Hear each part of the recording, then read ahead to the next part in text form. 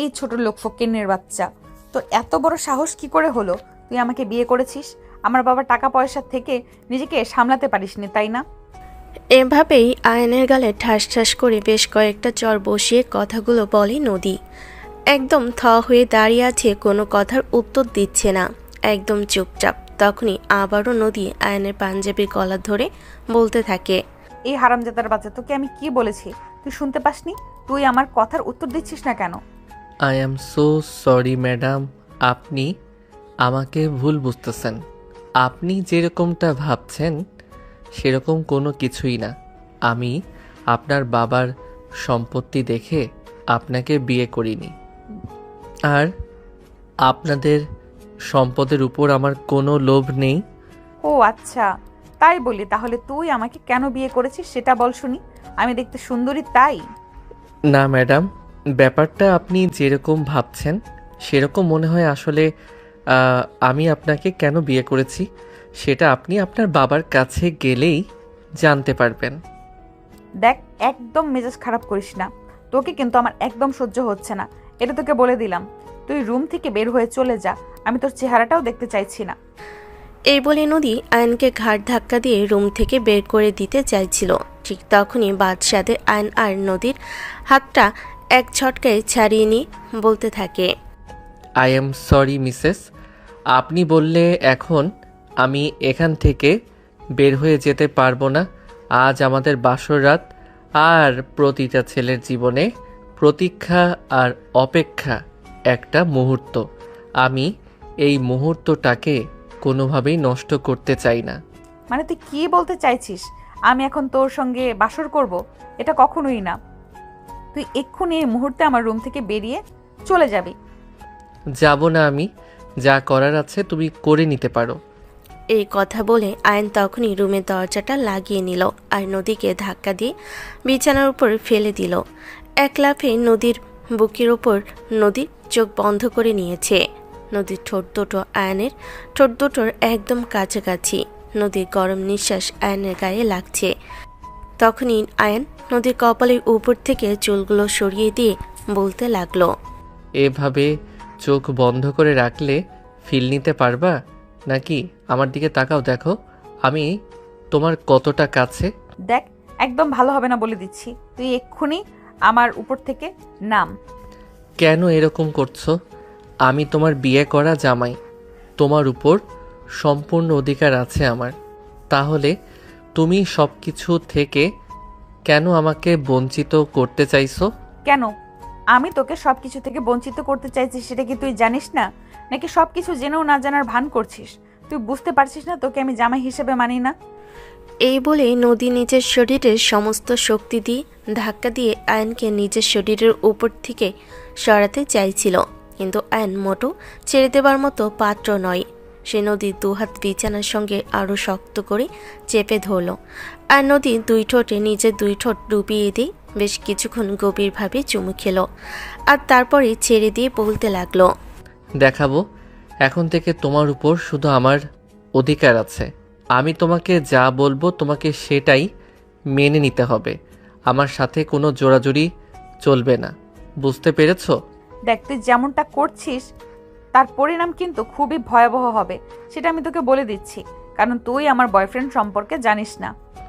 কেন তোমার এরকমটা মনে হচ্ছে সেটা আমি সত্যিই জানি না, কিন্তু বিশ্বাস করো আমি তোমার বয়ফ্রেন্ড সম্পর্কে সব কিছু জেনে শুনে তবেই তোমাকে বিয়ে করেছি। এই বলে অ্যান আবার নদীর হাত দুটো বিছানার সঙ্গে আরও শক্ত করে চেপে ধরে, নদীর গলার নিচে নিজের ঠোঁট ডুবিয়ে দেয়। অ্যান তখনই নদীর গলায় চুমু খেতে থাকে। এই প্রথমবার কোনো ছেলে মানুষ তাকে এতটা কাছ থেকে স্পর্শ করছে। নদী যদিও প্রেম করেছে, তার বয়ফ্রেন্ড আছে, কিন্তু কখনো তার বয়ফ্রেন্ড তার এতটা কাছাকাছি আসতে পারেনি, কারণ সে সবসময় যথেষ্ট ডিস্টেন্স মেনটেন করেছে। আর নদীর সারা শরীরে ভালোবাসার আলিঙ্গন করছিল। নদী সব কিছু আর নিতে পারছিল না, একদম অধৈর্য হয়ে যাচ্ছিল। নদী শুধু ছটফট ছটফট করছিল আর আয়নের কাছ থেকে নিজেকে ছাড়ানোর চেষ্টা করছিল। কিন্তু একজন পুরুষ মানুষের শক্তির সাথে কি আর চাইলেই একজন মেয়ে মানুষ পেরে ওঠে? সেটা কখনো কি সম্ভব? না, এমনটা কখনোই হয় না। আর নদীর সঙ্গেও সেরকমটাই হয়েছে। সে নিজেকে সরানোর অনেক চেষ্টা করলেও আয়নের শক্তির কাছে বারবার হেরে যাচ্ছিল। আর আয়ন তাকে নিজের সমস্ত শক্তি দিয়ে বিছানার সঙ্গে চেপে ধরে তার উপর নিজের শরীরের সমস্ত ভার ছেড়ে দিয়ে তাকে আদর করতে থাকে। এভাবেই চলে বেশ কিছু মুহূর্ত। নদী আয়নকে নিজের কাছে টেনে নিতে না চাইলেও আয়ন নদীকে জোর করে নিজের কাছে টেনে নেয় আর ভালোবাসার উষ্ণতায় উষ্ণিত করতে থাকে। প্রায় আধা ঘন্টা ধরে চলে তাদের ভালোবাসার আদান প্রদান পর্ব। আর তারপরে আয়ন নদীকে ছেড়ে দিয়ে বিছানার একপাশে শুয়ে পড়ে। তখনই নদী রাগের ঠেলায় নিজেকে কন্ট্রোল করতে না পেরে একটা লাথি মেরে আয়নকে বিছানার উপর থেকে ফেলে দেয়। আয়ন মোটো এরকম পরিস্থিতির জন্য রেডি ছিল না। নদী এভাবে আয়নকে ফেলে দেওয়াতে আয়ন কোমরে প্রচণ্ড ব্যথা পায় আর তখনই সে জোরে চিৎকার দিয়ে ওঠে। ও মা গো, বাবা গো, আমার কোমরটা ভেঙে গেল। কে কোথায় আছো? আমাকে প্লিজ বাঁচিয়ে নাও এবারের মতো। তখনই নদী খাটের ওপর বস্ত্রবিহীন অবস্থাতেই বসে থেকে বলতে থাকে, কি রে, এখন মা বাবাকে ডাকছিস কেন? আমি তো আগেই বলেছিলাম তুই আমার সঙ্গে জোরাজোরি করে এসব কিছু করিস না, তাহলে কিন্তু এসবের পরিণাম একদম ভয়াবহ হবে। কিন্তু তখন তো তুই আমার কোনো কথাই শুনিসনি। তুমি কেমন মেয়ে মানুষ বাবা? আমি তো সেটাই বুঝতে পারছি না। নিজের স্বামীকে বাসর রাতে কেউ এভাবে মারতে পারে? এটা আমি জীবনে এই প্রথম দেখলাম। ও আচ্ছা, তাই বুঝি। তাহলে তুই আরও একটা কথা খুব ভালো করেই শুনে রাখ। আমি তোকে এই শেষবারের মতো বলে দিচ্ছি, তুই যদি আর কখনো আমার কাছে স্বামীর অধিকার ফলাতে এসেছিস, তাহলে কিন্তু তোর সঙ্গে এর চাইতে আরও খারাপ কিছু হবে, যেটা তুই কল্পনাও করতে পারবি না। কি করবে? আমাকে মেরে ফেলবে? তাহলে তো তুমি নিজেই বিধবা হয়ে যাবে। সেই কথা আমাকে বলে কি লাভ আছে? কেউ যদি নিচে নিচে বিধবা হতে চায় তাহলে হবে, সেখানে তো আমার কোনো সমস্যা নেই। আরে আমার বাবা এটা কাকে আমার কপালে জুটিয়ে দিয়েছে, যার কিনা মৃত্যুর ভয় পর্যন্ত নেই। মৃত্যুকে ভয় পাওয়ার কি আছে? মৃত্যু তো আজ না হোক কাল হবেই, তাহলে সেটাকে ভয় পেয়ে গেলাম। আছে, মৃত্যু অবধারিত, জীবন অনিশ্চিত, এটাই তো সত্য। নদী তখন বুঝতে পারলো এর সঙ্গে চেঁচামেচি করে কোনো লাভ হবে না। তার চাইতে বড় এটাই ভালো হবে যে ফ্রেশ হয়ে এসে বিছানায় ঘুমিয়ে পড়বে, কারণ এই অবস্থায় বিছানায় শুয়ে তার এমনিতেই ঘুম আসবে না। তাই সে বিছানা ছেড়ে উঠে বেডশিটটা ছুঁড়ে নিচে ফেলে দিল আর তারপর আলমারি থেকে নিজের কাপড় চোপড় নিয়ে ওয়াশরুমে ঢুকে গেল।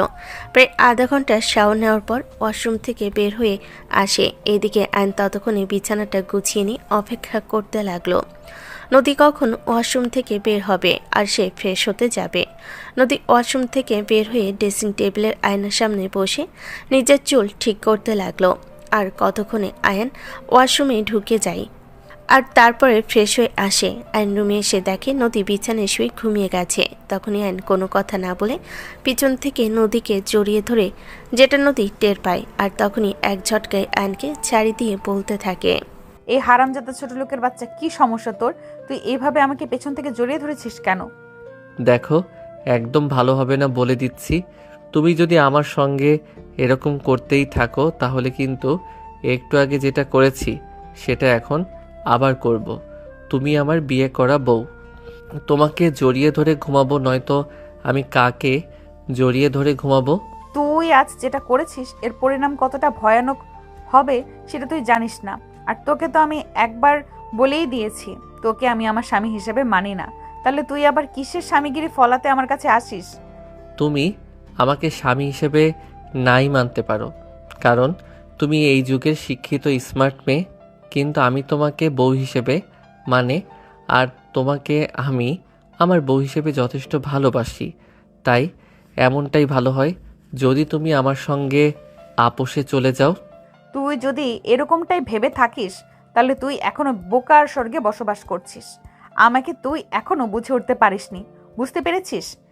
আমি তোমাকে যতটুকু বুঝতে পেরেছি ততটুকুই আমার জন্য যথেষ্ট।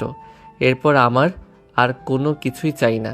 এখন তোমাকে জড়িয়ে ধরে ঘুম দিব, আমি শুধু এইটুকুই জানি। এই বলে নদীর হাত ধরে টান দিয়ে আইন নদীকে নিজের দিকে ফিরিয়ে নিল। আর আর তখনই নদীকে শক্ত করে নিজের বুকের সঙ্গে জড়িয়ে ধরে। নদী ছটফট করতে লাগলো তার থেকে নিজেকে ছাড়ানোর জন্য, কিন্তু পেরে উঠছিল না। তখনই আয়ন নদীকে বলতে থাকে, এভাবে সাপের মতো মোচড় দিয়ে কোনো লাভ হবে না। আমি তোমাকে ছাড়ছি না। তোমাকে আজ থেকে এভাবেই ঘুমাতে হবে, আর এটাই শেষ কথা। এই বলে আয়ান নদীকে আরো শক্ত করে জড়িয়ে ধরে যাতে নড়াচড়া করতে না পারে। আর এ থেকে নদী নিঃশ্বাস নিতে পারছিল না।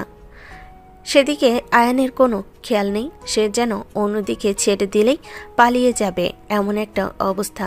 যতটা শক্ত করে জড়িয়ে ধরে রাখবে নদী যেন ততটাই তার কাছ থেকে যতটা শক্ত করে জড়িয়ে ধরে রাখবে নদী যেন ততটাই তার কাছে থেকে যাবে। তা যেন এমনটাই মনে হচ্ছিল। তাই তো সে নিজের শরীরের সমস্ত শক্তি দিয়ে নদীকে জড়িয়ে ধরে রাখলো। এদিকে ঘুমিয়ে পড়ল, কিন্তু নদীর কোনোভাবেই ঘুম আসছিল না, কারণ সে ছোটবেলা থেকে একা ঘুমাতে অভ্যস্ত। ছোটবেলা থেকেই আলাদা করে ঘুমানোর অভ্যাস, যার কারণে কেউ তার সঙ্গে ঘুমায় না। তাছাড়া কারোর হাত পা তার গায়ে লাগলে এমনিতে তার ঘুম আসে না। কিন্তু কি করবে, আয়ন তাকে এতটাই শক্ত করে জড়িয়ে ধরে আছে যে সে নড়াচড়া পর্যন্ত করতে পারছে না। এভাবেই সময় পেরোতে লাগলো। রাত গভীর থেকে গভীরতর হতে লাগলো। নদীর ভীষণ ঘুম পেতে লাগলো, কিন্তু এভাবে ঘুমাতে পারছিল না। এদিকে আয়ন বেঘরে ঘুমাচ্ছে। এটা দেখে নদীর রাগ আরও বেড়ে গেল। রাগে ফোঁস করতে লাগলো, কিন্তু সে রাগের কোনো তোয়াক্কা করলো না আয়ান। সে তো তার মতো করেই ঘুমাতে লাগলো। নদী কি করবে কিছুই বুঝতে না পেরে আয়নের বাহু পর্যন্ত নিজেকে চানোর চেষ্টা করতে থাকে, কিন্তু সেভাবেই আর সবল হয়ে ওঠে না। ঘুমন্ত আয়ন যেন আরও হয়ে উঠেছিল শক্তিশালী। তাকে যেন আরও শক্ত করে নিজের বুকের সঙ্গে জড়িয়ে ধরেছিল, কোনোভাবেই যেন একদম নড়াচড়া করতে না পারে। এভাবে রাত পেরিয়ে ভোর হতে লাগলো, আর নদী রাগে ফুসফুস করতে লাগে। তার বাবাকে হাজারবার গালি দিতে লাগলো, কেন যে তার বাবা এমনটা করতে গেল সেটাই বুঝে আসছে না তার। কি ব্যাপার, আপনারও কিছু বুঝতে পারছেন না তো? ভিউয়ার্স, চলুন একটু ফ্ল্যাশব্যাক থেকে ঘুরে আসি আর সম্পূর্ণ গল্পটা আপনাদের খুলে বলি। আজ থেকে প্রায় 1 বছর আগের কথা। তখনই নদীর বাবার কোম্পানিতে জয়েন করে আয়ন। সদ্য অনার্স কমপ্লিট করা ছেলেটি বেশ কয়েক জায়গায় চাকরির জন্য ইন্টারভিউ দেয়, কিন্তু কোথাও চাকরিটা হয়ে উঠছিল না। কারণ বর্তমান সময়ে চাকরি পাওয়া আর আকাশে চাঁদ হাতে পাওয়া সমান কথা। কারণ এই সময়ে একটা চাকরি পাওয়া খুবই দুষ্কর ব্যাপার। কিন্তু তারপরও আয়ন ছিল অদম্য সাহসী একটা ছেলে, আর পড়াশোনায় যথেষ্ট মনোযোগী আর বুদ্ধিমান। নদীর বাবার কোম্পানিতে ম্যানেজিং ডিপার্টমেন্টে একজন লোক নিয়োগ করার প্রয়োজন ছিল, আর তার জন্য এই নিউজ পেপারে বিজ্ঞপ্তি দেওয়া হয়েছিল। সেই বিজ্ঞপ্তি দেখে আয়ন আসে নদীর বাবার কোম্পানিতে ইন্টারভিউ দেওয়ার জন্য।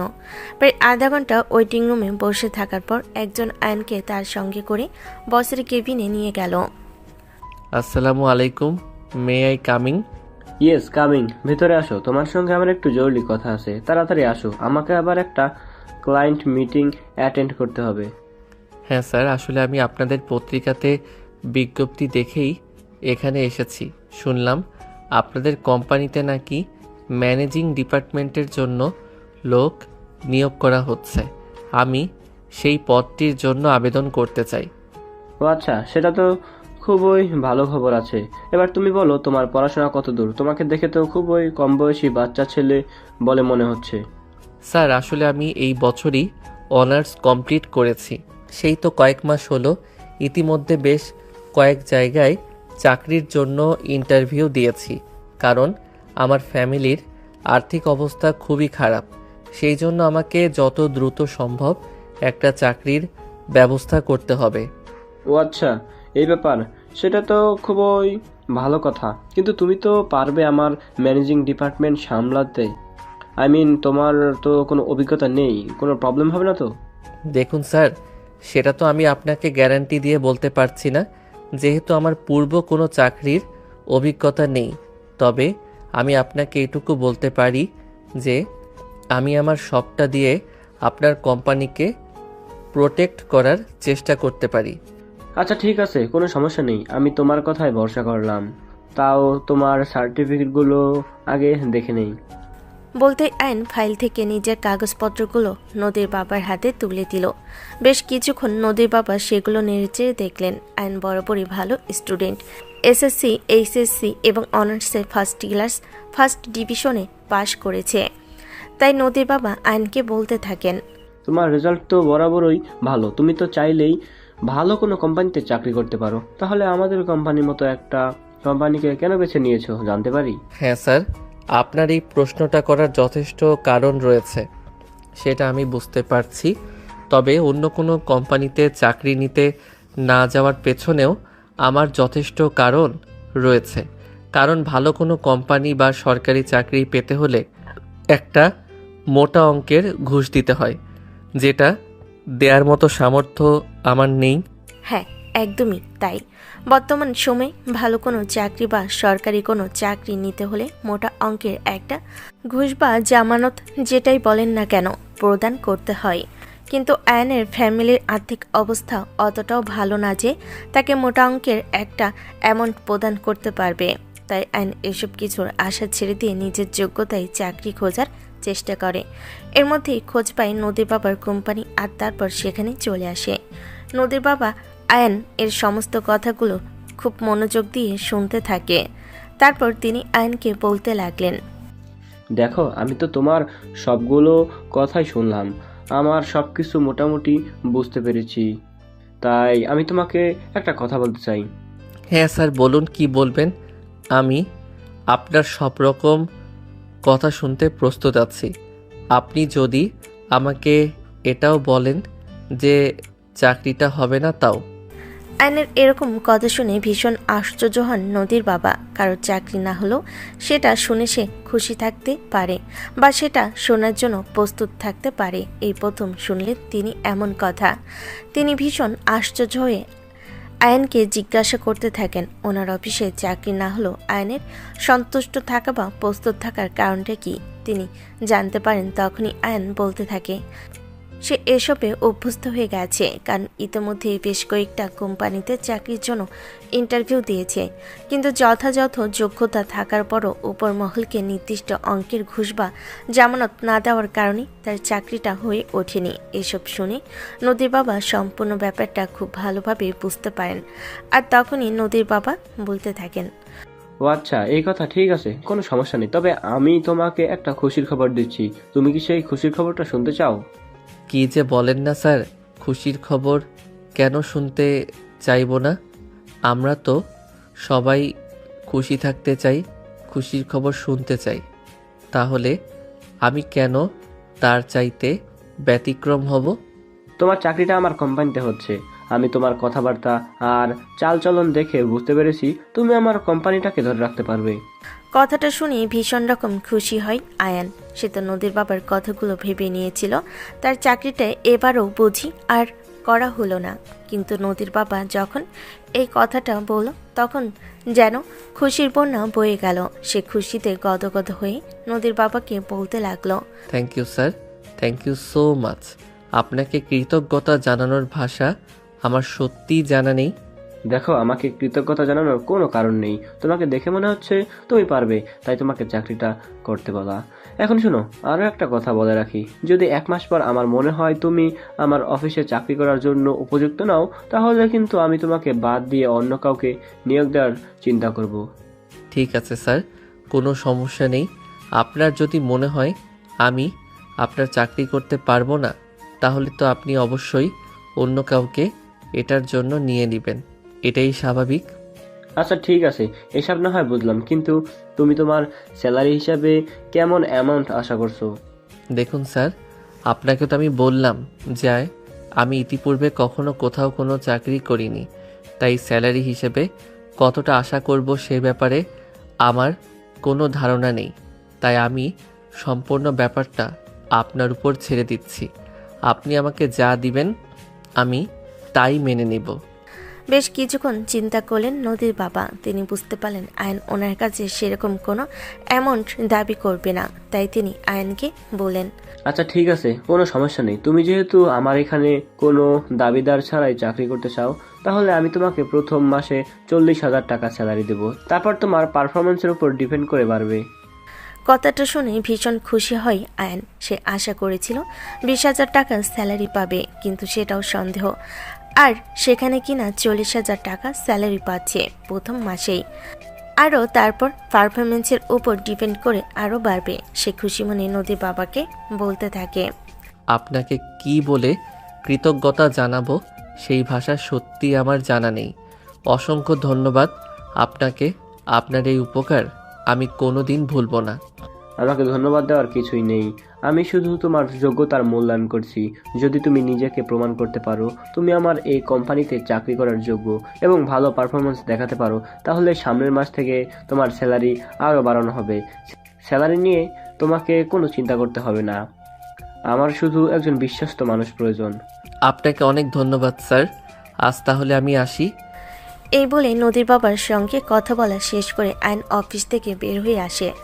আর তারপর সেখান থেকে এসে যায় হোস্টেলে আসা মাত্রই তার বাবা তাকে ফোন দেয়। আর আয়ন গতকাল রাত্রেই তার মা বাবাকে বলে রেখেছিল আজ এক জায়গায় যাবে চাকরির ইন্টারভিউ দেওয়ার জন্য। আর সেজন্যই তার বাবা তাকে ফোন দিয়েছে চাকরিটা হয়েছে কিনা সেটা খবর নেওয়ার জন্য। দুবার রিং হতেই আয়ন ফোনটা রিসিভ করে। আর তখনই অপর প্রান্ত থেকে আয়নের বাবা বলতে থাকে, কিরে বাবা, কি অবস্থা, কেমন আছিস? এই তো আলহামদুলিল্লাহ, আল্লাহর রহমতে ভালোই আছি। তোমাদের কি অবস্থা? তোমরা কেমন আছো? এই তো আলহামদুলিল্লাহ ভালো আছি। তুই না কোথায় যেন চাকরির ইন্টারভিউ দিতে গিয়েছিলি, তোর চাকরিটা কি হয়েছে? তখনই আয়ন খুশি মনে তার বাবাকে বলতে থাকে, হ্যাঁ বাবা, আমার চাকরিটা হয়ে গেছে। তুমি জানো না আজ আমার কতটা খুশি লাগছে। আমার মনে হচ্ছে আজ আমি জীবনের সবচাইতে বেশি খুশি। যাই হোক আলহামদুলিল্লাহ, অবশেষে তোর চাকরিটা হয়ে গেল, এটা শুনে খুব ভালো লাগছে। তা স্যালারি কত ধরেছে রে বাবা? বাবা, তুমি শুনে খুবই খুশি হবে। আমার স্যালারি প্রথম মাসেই 40,000 টাকা ধরা হয়েছে। আর বস বলেছে আমি যদি ভালো পারফরমেন্স দেখাতে পারি তাহলে নেক্সট মান্থ থেকে আমাকে স্যালারি আরও বাড়িয়ে দেওয়া হবে। কি বলিস? তাহলে এটা তো খুশির খবর। খবরটা এখনই তোর মাকে জানাতে হয়। দাঁড়া তুই, আমি তোর মাকে আগে বলে নিই। এই বলে আয়নের বাবা ফোন লাইনে থাকা অবস্থায় তার আম্মুকে বলতে থাকে। আয়নের এই খুশির খবরের কথা আয়নের আব্বাম্মু ও তার ছোট বোন তিনজনই ভীষণ খুশি হয় আয়নের এই চাকরির কথা শুনে, কারণ তাদের ফ্যামিলির অবস্থা খুবই খারাপ। এই মুহূর্তে প্রতি মাসে 40,000 টাকা আর্নিং করা মানে তাদের জন্য বিশাল বড় কিছু। আয়নের আম্মু খবরটা শোনার সাথে সাথেই খুশিতে আয়নের বাবার থেকে ফোনটা কেড়ে নিয়ে আয়নকে বলতে থাকে, তুই জানিস না বাবা, কত বছর ধরে অপেক্ষা করে আছি এমন একটা খুশির খবর শোনার জন্য। আজ মনটা সত্যি অনেক ভালো করে দিলি। যাই হোক বাবা, সবসময় নিজের খেয়াল রাখিস। আম্মু, তোমরাও ভালো থেকো। আর এখন থেকে তোমাদেরকে কোনো চিন্তা করতে হবে না। মাসে যদি মিনিমাম 40,000 টাকাও পাইতাম তাই তারপরেও আমাদের সংসার খুব ভালোভাবেই চলে যাবে। এরপর অ্যান তার ছোট বোনের সঙ্গেও বেশ কিছুক্ষণ কথা বলে তার ছোট বোন এই বছরে এসএসসি পাশ করেছে, ইন্টারে ভর্তি হবে। আর সেজন্যই আয়ন তার বোনকে বলল তার চাকরির বেতনটা পেলেই তার বোনকে শহরে নিয়ে আসবে আর এখানে ভালো কোনো কলেজে ভর্তি করিয়ে দেবে।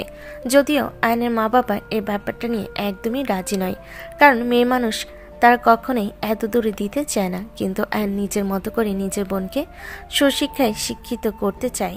তার কথা হলো ছেলে হোক মেয়ে হোক সমান অধিকার। আয়নের তার বোনের উপর বিশ্বাস আছে, তার বোন কখনো এমন কিছু করবে না যা তাদের বংশের মুখে চুনকালি লাগাবে। তাই আয়ান বাবা মার সিদ্ধান্তের বাইরে গিয়ে সিদ্ধান্ত নেয় তার বোনকে শহরে এনে পড়াশোনা করানোর জন্য। এভাবে প্রায় ঘন্টাখানেক ধরে মা বাবা আর বোনের সঙ্গে কথা বলে আয়ান। কথা শেষ হলে মোবাইলটা বিছানার উপর রেখে দিয়ে গা এলিয়ে দেয় আয়ান। ক্লান্ত শরীর, সকালবেলা কিছু খেতে পায়নি কারণ রান্না হয়নি। এতটাই ক্লান্ত লাগছে, বিছানায় শুয়ে কখন যে ঘুমিয়ে গেছে সেই খেয়াল নেই। ঘুম ভাঙল বিকেল 3টায়। তার রুমমেটে ডাকে, কিরে ভাই, কি ব্যাপার? এভাবে শার্ট প্যান্ট গায়ে আর জুতো পায়ে নিয়েই ঘুমিয়ে পড়ছিস? সরি ভাই, আসলে শরীরটা ভীষণ ক্লান্ত লাগছিল, কখন যে ঘুমিয়ে গেছি সেই খেয়াল নেই। এই বলে অ্যান কাপড় নিয়ে ওয়াশরুমে ঢুকে গেল। প্রায় 10 মিনিট পর ফ্রেশ হয়ে চুল মুছতে মুছতে রুমে চলে আসে। তখনই অ্যান তার রুমমেটকে বলতে থাকে, ভাই একটা খুশির খবর আছে। আমি একটা চাকরির ইন্টারভিউ দিতে গিয়েছিলাম না, আমার চাকরিটা হয়ে গেছে। কি বলিস?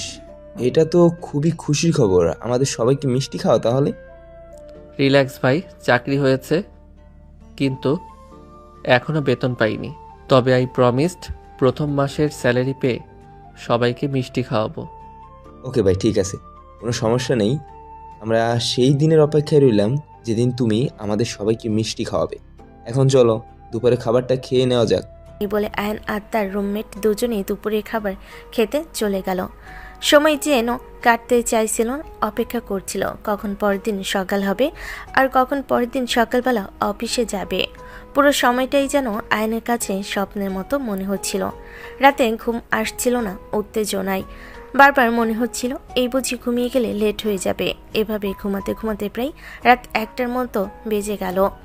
আইন মোবাইলে অ্যালার্ম দিয়ে ঘুমিয়েছিল।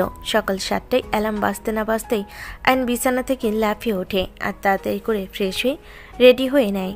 8টা বাজতে না বাজতেই নাস্তা শেষ করে অফিসের উদ্দেশ্যে বেরিয়ে পড়ে আয়ন। সময় হওয়ার 5 মিনিট আগেই অফিসে এসে পৌঁছায় আয়ন আর তারপরে ওয়েটিং রুমে বসে অপেক্ষা করতে থাকে। 9টা বেজে 5 মিনিট নদীর বাবা অফিসে আসেন এবং আয়নকে নিজের কেবিনে ডেকে নিলেন। এসো, তোমাকে তোমার কাজ বুঝিয়ে দিচ্ছি। এই বলে আয়নকে নিজের কেবিনে ডেকে নেয় নদীর বাবা আর আয়নও নদীর বাবার পিছন পিছন ওনার কেবিনে প্রবেশ করেন। কিছুক্ষণ পরেই উনি আয়নকে বলতে থাকেন, দেখো, তোমাকে তো আগেই বলা হয়েছে আমাদের ম্যানেজিং ডিপার্টমেন্টে একজন লোক প্রয়োজন। কারণ আগের যিনি ছিলেন উনি হিসেবে একটু গরমিল করেন, তাই ওনাকে চাকরি থেকে বের করে দেওয়া হয়েছে আর সেই জায়গাটাতে তোমাকে চাকরি দেওয়া হয়েছে। এখন মূল কথা হলো আমার অ্যাসিস্ট্যান্ট তোমাকে তোমার কাজ বুঝিয়ে দিবে, তারপর থেকে তুমি তোমার কাজটা মনোযোগ দিয়ে করবে। ঠিক আছে স্যার, কোনো সমস্যা নেই, আমি আমার কাজটা মনোযোগ দিয়ে করার চেষ্টা করব।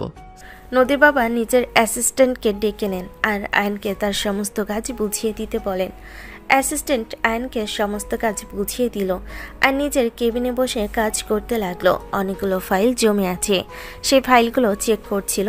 বিশাল গরমিল রয়েছে সেই ফাইলগুলোতে। আয়ন চেক করে প্রায় দুপুর 12টার দিকে কিছু ফাইল নিয়ে নদীর বাবার কেবিনে গেল আর বলতে লাগলো, স্যার, আমি এই পর্যন্ত এই কয়েকটা ফাইল চেক করেছি। এই কয়েকটা ফাইলের মধ্যেই প্রায় 70 লক্ষ টাকার মতো গরমিল আছে। এবার তুমি চিন্তা করো বাকি ফাইলগুলো চেক করলে কত লক্ষ টাকার গরমিল হবে। আমি তো সেটাই বুঝতে পারছি না, একজন মানুষ কিভাবে পারে বুকের উপর বসে বুকে ছুরি মারতে। স্যার, ভেঙে পড়বেন না প্লিজ। মানুষ আপনার শত্রুতা করতে পারবে কিন্তু আপনার রিজিক কখনো কেটে দিতে পারবে না। কেউ একজন আপনাকে নিঃস্ব করার জন্য প্রচেষ্টা করতে পারবে কিন্তু সে আপনাকে সম্পূর্ণ নিঃস্ব করতে পারবে না। আমি জানি আল্লাহ আমাদের সহায় আছেন, কারণ আমরা যারা ন্যায়ের পথে চলি আল্লাহ কখনো আমাদেরকে নিরাশ করেন না। হ্যাঁ স্যার, একদমই তাই। যা হয়ে গেছে তা দিয়ে চিন্তা করে কোনো লাভ নেই। আমি বাকিগুলো চেক করে তারপর আপনাকে আপডেট জানাচ্ছি। এই বলে আয়ন নিজের কেবিনে চলে গেল। 4 দিন সময় নিয়ে সমস্ত ফাইল চেক করলো। মোটামুটি 2.5 কোটি টাকার মতো গরমিল। আয়ন সমস্ত কিছু ইনফরমেশন নদীর বাবাকে দিল আর তারপরে রাত 10টার দিকে অফিস থেকে বের হচ্ছিল। নদীর বাবাও তখন অফিস থেকে বের হয়। তিনি গাড়ির দিকে যাচ্ছিলেন। আয়ন তখন অফিসের সামনে রিক্সার জন্য দাঁড়িয়ে আছে। এটা দেখে নদীর বাবা বলতে থাকেন, কি ব্যাপার, তুমি এখনো এখানে দাঁড়িয়ে আছো, বাসা যাওনি? স্যার, আমি তো হোস্টেলে থাকি আর এখান থেকে আমার হোস্টেল অনেকটাই দূরে। তাছাড়া রাস্তাঘাটের অবস্থাও খুব বেশি ভালো নয়, তাই রিক্সার জন্য অপেক্ষা করছিলাম। রিক্সা পেলে চলে যেতাম। ও আচ্ছা, ঠিক আছে, তাহলে তুমি আমার সঙ্গে চলো, আমি তোমাকে তোমার হোস্টেল পর্যন্ত পৌঁছে দেব, তারপরে আমার বাসায় চলে যাব। না স্যার, সেটার কোনো প্রয়োজন নেই। আমার জন্য অযথায় আপনাকে কষ্ট করতে হবে না। আপনি প্লিজ চলে যেতে পারেন, আমি সময় মতো চলে যাব। আরে বাবা, এত ইতস্তত বোধ করার কি আছে? আমি বস, সেটা অফিসে, আর অফিসের বাইরে আমিও তোমার মতো একজন সাধারণ মানুষ, বুঝতে পেরেছো? এখন আর ইতস্তত না করে গাড়িতে বসো। এই বলে আইন গাড়িতে উঠে বসতে না চাইলেও নদীর পাপার জোর করে আইনকে গাড়িতে উঠে বসায় আর তারপর ড্রাইভারকে গাড়ি স্টার্ট করতে বলে। ড্রাইভারও তখন আর কোনো কথা না বলে গাড়ি স্টার্ট করলো। প্রায় আধা ঘন্টার মতো সময় লাগলো আয়নের হোস্টেলের সামনে এসে পৌঁছাতে। নদীর বাবা আয়নকে বলতে থাকে, দেখো, তুমি যদি চাও তো আমার অফিসের উপরতলায় বেশ কয়েকটা রুম ফাঁকা আছে, সেখানে থাকতে পারো। তার জন্য তোমাকে কোনো পেমেন্টও করতে হবে না। ঠিক আছে স্যার, কোনো সমস্যা নেই, আমি ব্যাপারটা ভেবে দেখব। আপনার অনেক রাত হয়ে গেছে, বাসায় চলে যান। এই বলে নদীর বাবাকে সালাম দিয়ে আইন হোস্টেলের ভিতর ঢুকে গেল। আর এদিকে নদীর বাবা গাড়ি ঘুরিয়ে ড্রাইভারকে নিয়ে বাসায় চলে আসলো। এরপর থেকে প্রতিদিন নিয়ম করে অফিসে যাতায়াত করত আয়ন। মাঝে মধ্যে অফিসে আসতে লেট হতো। ইতিমধ্যে মোটামুটি 20 দিনের মতো সময় পার হয়ে গেছে। আয়ন মাঝে মধ্যে অফিসে লেট করে আসে। এই ব্যাপারটা বসের নজর এড়ায় না। নজরে পড়াতে একদিন বস আয়নকে নিজের কেবিনে ডেকে পাঠালেন আর তারপর বলতে লাগলেন, কি ব্যাপার, তোমাকে আমি একটা কথা বলেছিলাম, তারপর তো আর তুমি কোনো রেসপন্স করলে না, নাকি আমার অফারটা তোমার পছন্দ হয়নি? স্যার, আসলে আপনি কোন ব্যাপারটার কথা বলছেন আমি ঠিক মনে করতে পারছি না। কাইন্ডলি একটু মনে করিয়ে দিতেন তাহলে ভালো হতো। তখনই নদীর বাবা সেদিনে কথা বলেন। আইনকে মনে করিয়ে দেন ওনার অফিসের উপরতলায় বেশ কয়েকটা রুম ফাঁকা আছে, আইন সেখানে চাইলে থাকতে পারে। তার জন্য আইনকে এক্সট্রা কোনো পে করতে হবে না। আর সেই সঙ্গে তার থাকার জন্য যা যা কিছু প্রয়োজন, খাট, আলমারি, গ্যাস, ইলেকট্রিক কুকার সব কিছু নদীর বাবা অ্যারেঞ্জ করে দেবেন। এই কথা শুনে আইন প্রথমে একটু নার্ভাস হয়, কারণ একজন মানুষ তার জন্য এত কিছু করবে এটা তার ঠিক ভালো লাগে না। তাই সে নদীর বাবাকে বলতে থাকে, দেখুন স্যার, আসলে আপনি আমার জন্য এত কিছু করবেন সেটা আমার ঠিক সুবিধাও লাগছে না, কারণ আপনার কোম্পানিতে চাকরি নিলাম এই তো কদিন হলো, এখনও মাস পার হয়নি। তারপর আয়ন সেদিনে বলা নদীর বাবার কথাগুলো মনে করিয়ে দিয়ে নদীর বাবাকে বলতে থাকে, তাছাড়া আপনি তো বলেই দিয়েছেন আমার পারফরমেন্স যদি ভালো না হয় তাহলে আমার জায়গায় অন্য একজনকে নিয়োগ দেবেন। আমি যদি হোস্টেল ছেড়ে দিই তাহলে পরে কোথায় থাকবো? এই বলে একটু থামে আয়ন। আর তখনই নদীর বাবা আয়নকে বলতে থাকে, তোমার তো এই চাকরি ছেড়ে কখনোই যেতে হবে না। তিনি মানুষ চিনতে কখনোই ভুল করে না। এই কয়দিনে তিনি আইনকে যতটা চিনেছেন এইটুকুই যথেষ্ট ওনার জন্য। আইন যথেষ্ট ভালো, মেধাবী, বুদ্ধিমান আর পরিশ্রমী একটা ছেলে। সব কিছু শুনে আয়ন ওনার প্রস্তাবে রাজি হয়ে যায়। আর তখনই নদীর বাবা আয়নকে বলে, আচ্ছা ঠিক আছে, কোনো সমস্যা নেই। তুমি তোমার সমস্ত জিনিসপত্র গুছিয়ে নিয়ে কাল সকালে রেডি থেকো, আমি তোমাকে তোমার হোস্টেল থেকে উঠিয়ে নিব। ওকে স্যার, আচ্ছা ঠিক আছে, আমি সময় মতো রেডি থাকবো। এ বলে সেদিন মতো অফিস শেষ করে হোস্টেলে ফিরে যায় আয়ন। হোস্টেলে এসে সে নিজের সমস্ত জিনিসপত্র গোছাচ্ছিল। এটা দেখে তার রুমমেট বলতে থাকে, কি ব্যাপার ভাই, জিনিসপত্র গুছাচ্ছ কেন? কোথাও যাবা নাকি? আচ্ছা তুমি তো জানো একটা কোম্পানিতে আমার চাকরি হয়েছে, সেই বস আমাকে ওই কোম্পানির উপরের তলায় নাকি কয়েকটা রুম ফাঁকা আছে, সেখানেই একটা রুমে থাকার জন্য পারমিশন দিয়েছে, যার জন্য আমাকে কোনো পে করতে হবে না। ও আচ্ছা, তাই নাকি? তাহলে তো খুবই ভালো। এটা তোমার জন্য খুবই একটা সুখবর। আমাদের না এমন একটা সুযোগ কখনোই আসে না। যাই হোক, তোমার জন্য অনেক শুভকামনা রইল। তুমি ভালো থেকো আর জীবনে ভালো কিছু করো। হ্যাঁ ভাইয়া, দোয়া করবেন আমার জন্য, আর আপনাদের জন্য অনেক দোয়া আর ভালোবাসা রইল। তবে হ্যাঁ, আমি কিন্তু আপনাদের ভুলে যাব না, মাঝে মধ্যেই এখানে আসবো দেখা করতে। আচ্ছা ঠিক আছে, এসো। তুমি আসলে আমরা আগের মতো পার্টি দিব, এনজয় করব। এই বলে রুমমেটের সঙ্গে বেশ কিছুক্ষণ গল্প গুজব করে তারপরে আর নিজের সমস্ত জিনিসপত্র গুছিয়ে নেয় আর রাতের খাবার খেয়ে ঘুমিয়ে পড়ে। পরদিন সকাল হতে না হতে নদীর বাবা ঘুম থেকে উঠে ফ্রেশ হয়ে অফিসে যাওয়ার জন্য তৈরি হয়। তখনই তার মনে পড়ে আয়নের কথা। তাই তিনি এক মুহূর্ত দেরি না করে অফিসে যাওয়ার আগে আয়নের হোস্টেলের সামনে চলে আসেন। সকাল 8:05। আয়নের হোস্টেলের সামনে গাড়ির হর্নের আওয়াজ শুনে আয়ন বেরিয়ে আসে। দেখতে পাই নদীর বাবা গাড়ি নিয়ে চলে এসেছে। আয়নকে দেখা মাত্রই তিনি গাড়ি থেকে বের হয়ে আসেন আর আয়নকে বলতে থাকেন, কি ব্যাপার, তোমার কিছু বলছিলাম সবকিছু গুছিয়ে রাখতে, তুমি তোমার সবকিছু গুছিয়ে রেখেছো তো? হ্যাঁ স্যার, আমি তো সব কিছুই গুছিয়ে রেখেছি। আমি তো শুধু আপনার জন্যই অপেক্ষা করছিলাম। সেই কোন সকালে ঘুম থেকে উঠেছি। নদীর বাবা তখন ড্রাইভারকে বলেন আয়নের সঙ্গে উপরে যেতে আর তার সব জিনিসপত্র নিচে নামিয়ে এনে গাড়িতে রাখতে। তখনই ড্রাইভার আয়নের সঙ্গে উপরে চলে গেল আর দুজন মিলে হাতাহাতি করে আয়নের সমস্ত জিনিসপত্র নিচে নিয়ে আসলো। যদিও তখন অন্যের রুমমেটরাও তাদেরকে অনেক হেল্প করেছিল। নদীর বাবা আর আয়ন দুজনে মিলে অফিসের উদ্দেশ্যে রওনা দিলেন। অফিসে এসে পৌঁছে নদীর বাবা ড্রাইভার সিকিউরিটিকে দিয়ে আয়নের সমস্ত জিনিসপত্র উপরের রুমে নিয়ে গেলেন। আর এদিকে তিনি আয়নকে বলেন, তোমার এখন ওপর আছে, আমার কোনো প্রয়োজন নেই, ওরা সব কিছু গুছিয়ে দেবে। আর তোমার জন্য অন্য যা কিছু প্রয়োজন লাগবে আমি সব কিছু অনলাইনে অর্ডার করে রেখেছি।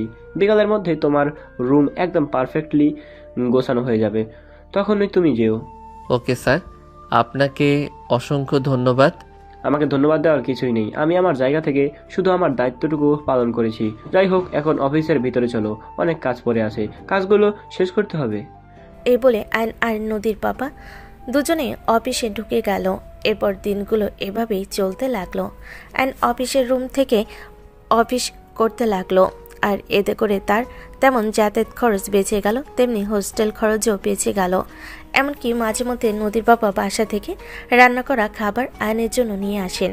ইতিমধ্যে তাদের সম্পর্ক এমনটাই মনে হয় যেন আয়ন তাদের ফ্যামিলির একজন কেউ হয়ে গেছে। নদীর বাবা ভীষণ রকম ভালোবাসেন আয়নকে, আর এদিকে আয়নও ভীষণ ভালোবাসে নিজের কাজকে। আসলে কথায় আছে না, তুমি কাজকে আপন করে নাও আর কাজ তোমাকে সফলতা দেখাবে। আয়ন সেরকমটাই মনে করে। মাস পেরোতে না পেরোতেই বস তাদেরকে স্যালারি দিচ্ছিল পূর্বের তুলনায় দ্বিগুণ, মানে ৮০,০০০ টাকা। আয়নের কাছে এই সব কিছুই ছিল স্বপ্নের মতো। আয়ন কোনোদিন স্বপ্ন ভাবতে পারেনি এই অল্প দিনের চাকরির অভিজ্ঞতায় তার এত ভালো বেতন পাবে। আয়ন তো ভীষণ খুশি ছিল নিজের চাকরি নিয়ে আর নিজের কাজগুলো খুব মনোযোগ দিয়ে করত, যা বরাবরই নদীর বাবাকে ভীষণ রকম আকর্ষণ করত। অপরদিকে তিনি অফিসে যতটাই খুশি ছিলেন না কেন, বাড়িতে তিনি ততটাই অখুশি থাকতেন। কারণ ছিল ওনার একমাত্র মেয়ে, যে কিনা দিনে লক্ষ লক্ষ টাকা ওড়ায়। নদীর বাবা ভীষণ পরিশ্রম করে এই কোম্পানিকে দাঁড় করিয়েছেন, আর তার জন্যই আজ তিনি এই সফলতার সম্মুখীন হতে পেরেছেন।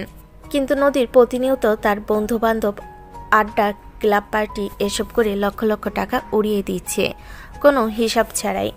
তাই ব্যাপারটা নদীর বাবাকে ভীষণ রকম ব্যথিত করে। তাই তো নদীর বাবা নদীকে বলেন, দেখো মা, আমি মানছি আমার যা কিছু আছে সব কিছুর একমাত্র মালিক তুমি, কিন্তু তার মানে এই নয় যে তুমি এভাবে সবকিছু নষ্ট করতে পারো। হ্যাঁ, আমি নষ্ট করব না, তোকে নষ্ট করবে। তুমি খুব ভালো করেই জানো এসব কথা আমাকে বলে কোনো লাভ নেই, আমি তোমার কোনো কথাই শুনবো না। তাই এটাই ভালো হয়েছে, তুমি আমাকে এইসব ব্যাপার নিয়ে আর কোনো কথা বলো না। যদি তোমার এমনটাই মনে হয়ে থাকে আমি তোমাকে ভুল কথা বলছি আর যা বলছি তা তোমার জন্য সঠিক নয়, তাহলে আমি তোমাকে বলবো, তোমাকে আমি আর একটা পয়সাও খরচ দিতে পারবো না। তুমি আমাকে খরচ দিবা না তো কি করবা? এই সব কিছু কার জন্য রয়েছে? এই সব কিছু তো খরচ করার জন্য অধিকার শুধুমাত্র আমারই রয়েছে। তাহলে আমি খরচ না করলে কে খরচ করবে? হ্যাঁ, সবকিছু খরচ করার অধিকার তোমার রয়েছে, কিন্তু তার মানে এই নয় যে তুমি প্রতিদিন লক্ষ লক্ষ টাকা উড়াবে। দেখো বাবা, আমি এত কথা শুনতে চাই না। বন্ধুদের মাঝে আমার একটা মান সম্মান বলে কথা আছে। আমার বন্ধুরা সবাই জানে আমি কোটিপতি বাবার একমাত্র আদরের ললনা। তাদের সামনে আমি যদি এইটুকু নিজের মান সম্মান ধরে রাখতে না পারি তাহলে কি করব? বন্ধু বান্ধবের সঙ্গে মান সম্মান ধরে রাখার সঙ্গে এভাবে আমার কোটি কোটি টাকা নষ্ট করার তো কোনো কানেকশন আছে বলে আমি দেখছি না। তুমি দেখবে কিভাবে? তোমার চোখে দেখা যায় নাকি? আমার বন্ধুরা সবাই যখন এত এত টাকা খরচ করে তখন আমার নিজেকে খুবই ছোট মনে হয়। দেখো, আমি মানছি তুমি হাই ক্লাস সোসাইটিতে বিলং করো, কিন্তু তার মানে এই নয় যে তোমাকে এভাবে প্রতিদিন লক্ষ লক্ষ টাকা খরচ করতে হবে। হ্যাঁ, মানছি তোমার বন্ধুরাও তোমার পিছনে খরচ করে, তবে তারা মাসে 2 মাসে একবার, আর তুমি তো সারা মাস তাদের পিছনে খরচ করছো। হ্যাঁ করছি, বেশ করছি, আরও করব। আর এতে যদি তোমার কোনো সমস্যা হয় তা দেখার কোনো ইচ্ছেই আমার নেই। নদীর বাবা খুব ভালোভাবে বুঝতে পারেন সোজা কথায় কাজ হবে না, এর জন্য অন্য পথে হাঁটতে হবে। তাই তিনি নদীকে বলতে থাকেন, ঠিক আছে, তুমি যখন আমার কথা শুনবে না তখন তোমাকে অন্য পথে হাঁটতেই হবে। তাই আমি সিদ্ধান্ত নিয়েছি আজ থেকে তোমাকে আমি একটা পয়সাও দেবো না। মানে কি সবের? তোমার মাথা খারাপ হয়ে গেছে নাকি? নদীর বাবা বলতে থাকেন। নদী যদি এরকমটাই মনে করে থাকে তাহলে সেটাই। এরপর তার পরের দিন এদিকে আর একটাও টাকা দিবেন না। এভাবেই নষ্ট করার জন্য এসব কথা শুনে নদীর ভীষণ মন খারাপ হয়ে গেল আর সে রেগে গেল। সে চিৎকার চেঁচামেচি শুরু করে দিল। তার এমন চিৎকার শুনে তার মা ড্রয়িং রুমে চলে আসে আর তাকে বলতে থাকে, কি ব্যাপার, কি হয়েছে? তুমি এই বাড়িটা কি মাছের বাজার বানিয়ে ফেলেছো নাকি? তো সেটাই বুঝতে পারছি না। তুমি এইসব কথা আমাদের তাকিয়ে কেন বলছো? বাবাকে কেন কিছু বলতে পারছো না? বাবা কি বলেছো তুমি শুনেছো? এই বলে আরও জোরে চিৎকার চেঁচামেচি করতে থাকে নদী। তখনই নদীর আম্মু নদীর বাবার দিকে তাকিয়ে বলতে থাকেন, তিনি কেন মেয়ের সঙ্গে এমন করছেন, কেন মেয়েকে উত্তেজিত করছেন। এই কথা শুনে নদীর বাবা নদীর আম্মুকে সব কিছু খুলে বলেন। সব কিছু শুনে নদীর আম্মু নদীকে বলতে থাকে, দেখো মা, তোমার বাবা আমাকে কোনো ভুল কথা বলছে না।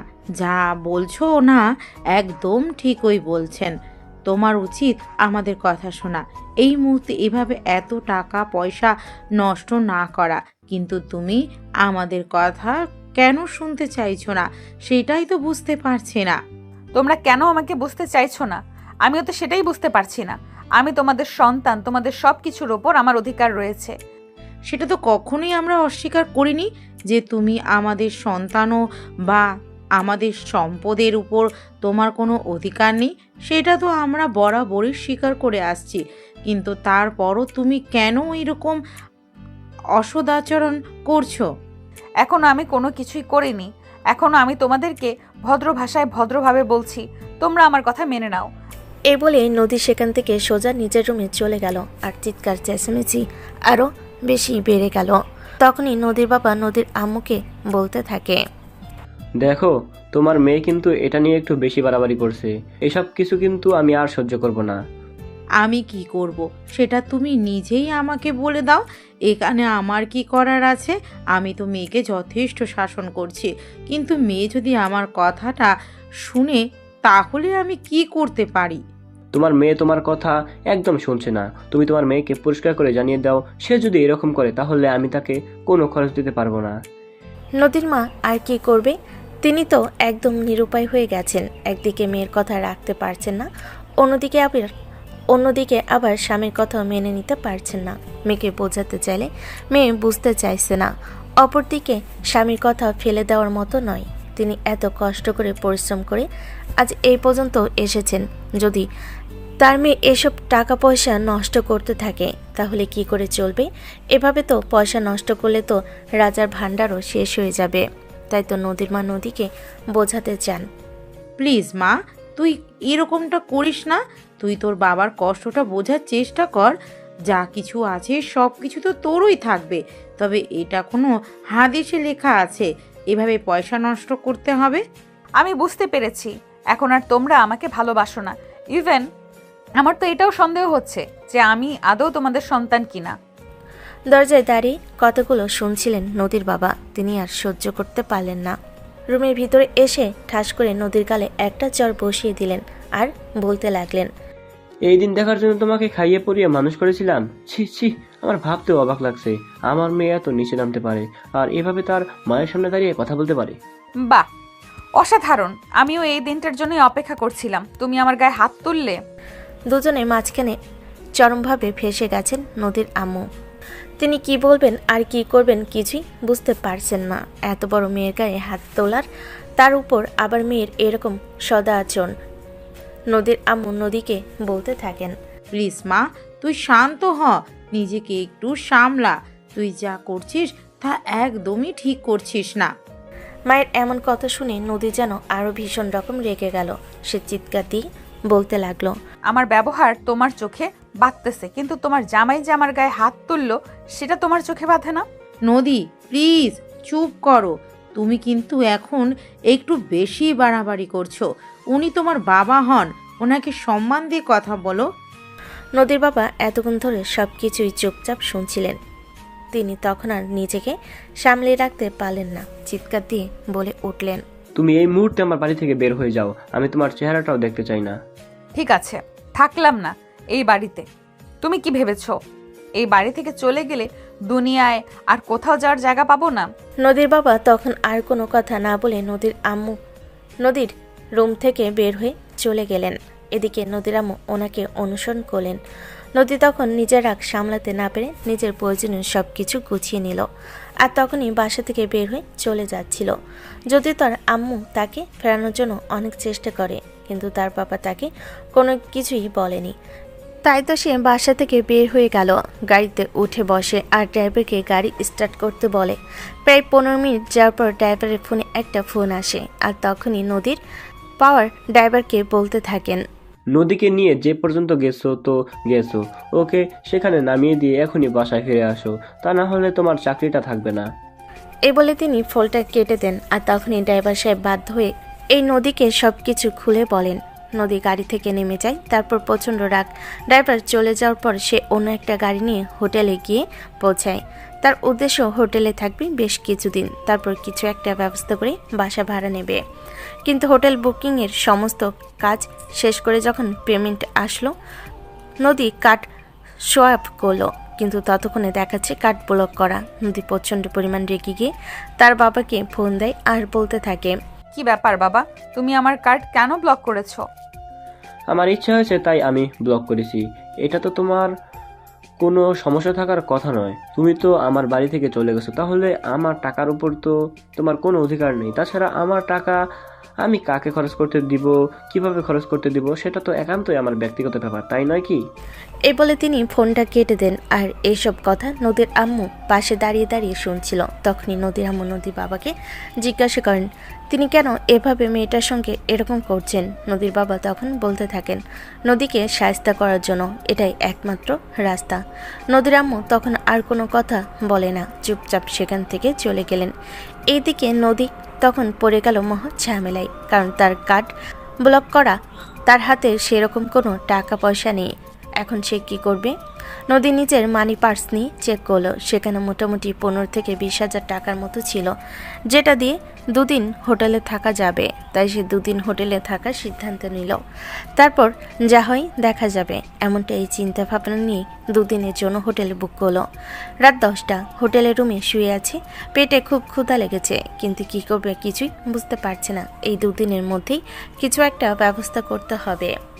এই চিন্তা করতে করতে অনলাইন থেকে 2টা বার্গার অর্ডার করলো। কিছুক্ষণের মধ্যে সেটা তার রুমে পৌঁছে গেল, আর তারপর খেয়ে ঘুমিয়ে পড়ল। পরের দিন সকালবেলা ঘুম থেকে উঠে হোটেল থেকে বের হলো, উদ্দেশ্য কোনো কাছের বান্ধবীর সঙ্গে দেখা করা। সেই অনুযায়ী এসে পৌঁছে গেল তার খুব কাছের বান্ধবী দীপালির কাছে। দীপালি তখন নিজের রুমে বসে মোবাইলে বয়ফ্রেন্ডের সঙ্গে কথা বলছিল। নদী তার রুমে নক না করেই প্রবেশ করে, পিছন থেকে তার চোখ ধরে আর বলতে থাকে, বলো তো কে আমি? নদীর কণ্ঠ শুনে দীপালি তাকে চিনতে পারে। তখন দীপালি উঠে দাঁড়িয়ে পিছন ফিরে বলতে থাকে, আরে দোস্ত, তুই এখানে কি করছিস? কোনো খবর না দিয়ে সোজা বাসায় চলে আসলি? আসলে দোস্ত, এত সমস্যায় পড়েছি তাই তোর এখানে আসা। কি করব আর কিভাবে বলবো সেটাই বুঝতে পারছি না। আরে ভাই, কি হয়েছে? এত হেয়ালি না করে বলে ফেল। তুই যদি না বলিস তাহলে আমি বুঝবো কি করে? হ্যাঁ দোস্ত, তোকে বলতেই হবে, কারণ এই মুহূর্তে তুই ছাড়া আর কেউ আমাকে সাহায্য করতে পারবে না। এই বলে নদী তার বান্ধবীকে সমস্ত কথা খুলে বলতে শুরু করে। নদী তার বান্ধবীকে সব কিছু খুলে বলার পর তার বান্ধবী তাকে বলতে লাগলো, দেখ দোস্ত, তুই তো এটা খুব ভালো করেই জানিস, এমনিতে আমাকে আমার ফ্যামিলি থেকে বিয়ের জন্য অনেক প্রেশার দিচ্ছে, কিন্তু আমি এই মুহূর্তে বিয়ে করতে চাইছি না। এর মধ্যে এখন যদি তোকে বাসে নিয়ে আসি তাহলে যে আমাকে কতটা ঝামেলায় পড়তে হবে সেটা তো তুই বুঝতে পারছিস। আরে ভাই, তোর বিয়ের সঙ্গে আমার কি সম্পর্ক থাকতে পারে? আমি তো সেটাই বুঝতে পারছি না। আরে ভাই, তুই বোঝার চেষ্টা কর, তোকে আমার ফ্যামিলির মানুষজন সেরকম একটা পছন্দ করে না, আর সেজন্যই তোকে এই কথাটা বলা। এটা তো তুই খুব ভালো করে জানিস, তাই না? হ্যাঁ ভিউয়ার্স, নদী এই ব্যাপারটা খুব ভালো করে জানতো যে তার বন্ধু দীপালির ফ্যামিলি কেউ তাকে সেরকম একটা পছন্দ করে না। এছাড়া নদীর অন্যান্য বন্ধুদের ফ্যামিলির আর্থিক অবস্থা অতটাও ভালো নয়। সেখানে গিয়ে নদী কিছুদিন তার ব্যাপারে সেজন্য দীপালির বাড়িতে তার আসা। কিন্তু নদী একটু অন্যরকম স্বভাবের, মানে নদী সবসময় স্বাধীন চেতা। আর এজন্যই দীপালির ফ্যামিলিকেও নদীকে সেরকম একটা পছন্দ করতো না কখনোই। দীপালির ফ্যামিলি কিছুটা ইসলামিক মাইন্ডের, মানে তারা সবসময় নামাজ রোজা করতো, এই আর কি। নদীর ফ্যামিলি উগ্র নয়, তবে নদী একটু এরকম ফ্যামিলিতে। তার বাবা মা, তার দাদু সবাই নামাজ কালাম পড়ে, আল্লাহর ইবাদত করে। কিন্তু নদী একটু অন্যরকম হয়ে গেছে।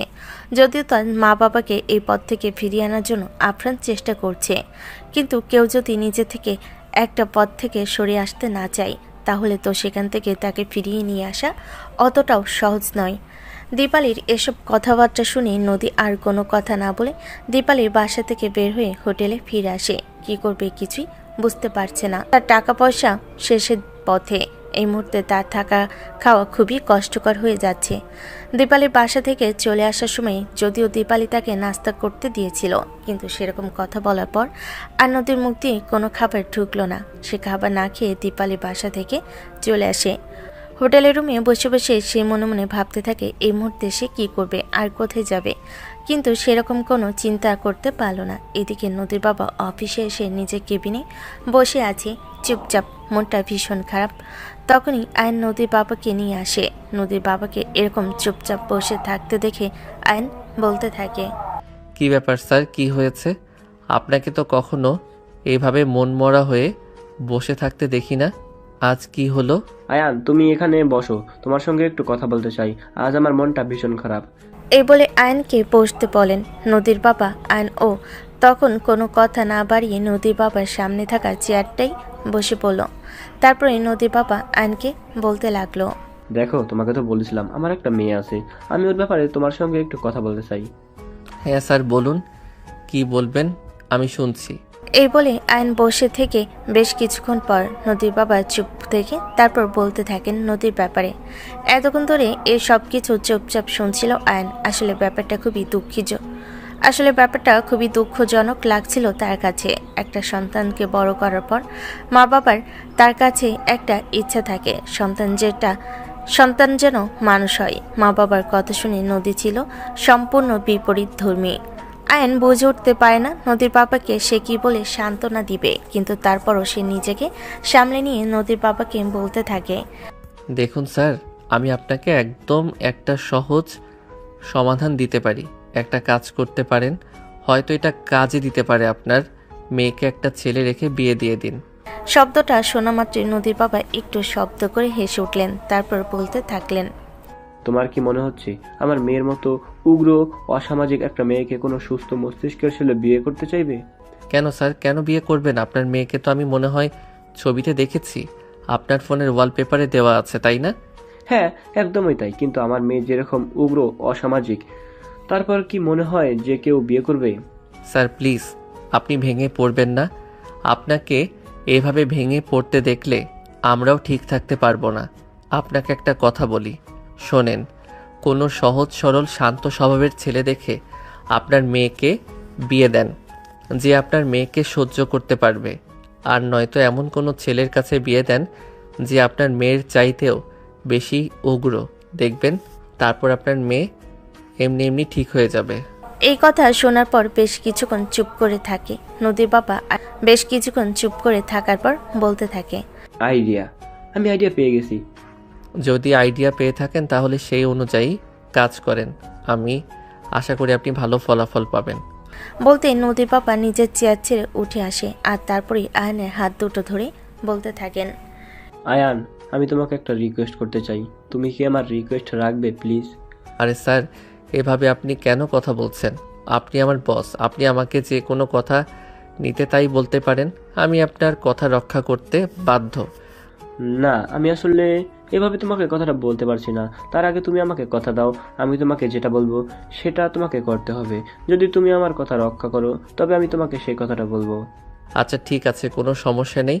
আপনি বলুন আমাকে কি করতে হবে। আপনি আমার পিতৃতুল্য।